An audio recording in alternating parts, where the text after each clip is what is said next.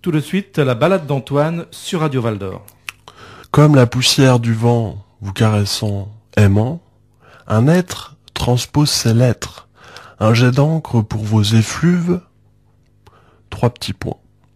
Un instant, une brise baisant la houle, ombre et luminosité d'une vague de printemps.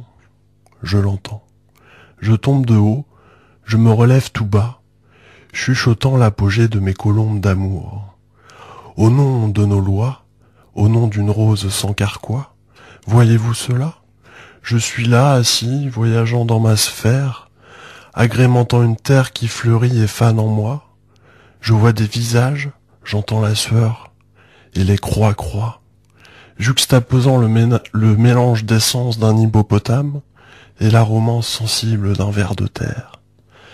Quand œil aperçoit un enfant, un curé ou un chamois, à vrai dire, il était une fois présent en chacun de nous. Il était un combat, celui de son être de velours. Les oiseaux poseront toujours une de leurs plumes sur la chevelure indienne, quand les visages pâles emportent leurs histoires à des fins illusoires. Une sagesse nouvelle, c'est l'envoyant son prochain à la mort ou à la récession, haletant de philosophie, très présente dans nos mémoires. La crise des singes mondialisés, j'aime bien les singes. La chute du faucon privilégiant souvent l'étiquetage de ses yaourts, de son peuple, de ses enfants, de son histoire. Tentative de caresse de vie, de valeur, d'âme de cœur s'indignant contre l'ordre par la division et la peur.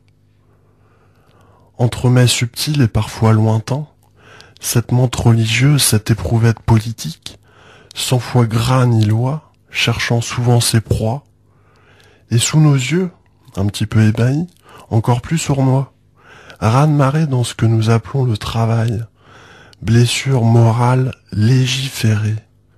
Ces intégristes fourchettes qui piquent inexorablement dans l'assiette pour ce qui n'a rien d'un vol surprenant. Révolte intérieure. Je ne sais pas ce qu'il en est pour vous, mais moi je la sens. Les volets ouverts et l'air de rien, d'un glaive ou d'un chien, ensemble pour ce qui sera un festin. Les larmes du renard, le plaisir de la tortue, pour ce qui est clair et s'éteint, pour ce qui vit quelque part entre les cieux nuageux et les arbres, propriétaire terrien. Ce soir, la tristesse me prenait. Ça arrive parfois. J'ai versé une larme en l'âme. Je me suis dirigé vers la machine internetique. Ma plume a fait le reste. Le temps s'accommodera de moi, de ma digestion, et même celui de Brest. Une pensée pour ce Big Bang parfait. Mes petits yeux observent la lune, si proche et si loin, se mouchant souvent avec le drapeau américain. Le combat s'amorce, avec des poils hérissés sur le morse nu, la danse de Simba, pour ce qu'il peut faire de son émoi. Un carquois, des flèches à embrasser, et du miel, des arêtes et du chocolat.